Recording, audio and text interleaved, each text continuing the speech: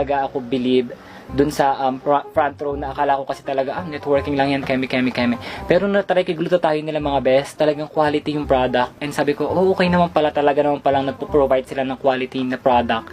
As in, naging maganda effect sa akin ng Lux White, so nagustuhan ko.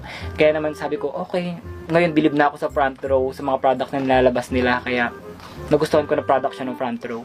I also like na malaki yung sabon. Sorry hindi ko na picturean yung buong sabon kasi excited akong gamitin siya. Inagamit ko na, ito na lang yung natira mga best. Konti na lang talaga. Pero malaki yung bar ng sabon. Halos kung ano yung laki ng box, maliit lang ng konti sa box, ganun din yung laki ng sabon. Pero ito na natira, which is super duper good. Talagang hindi ka dinaya sa laki at sa timbang. Another thing na nagustuhan ko sa kanya is yung amoy. As in talagang mild lang yung amoy niya pero refreshing. Alam mo yun, hindi ganun katapang yung amoy niya, which is na-appreciate ko. Pero refreshing siya, so nakakagana talaga siyang gamitin. Tapos isa pa sa mga nagustuhan ko na kahit na whitening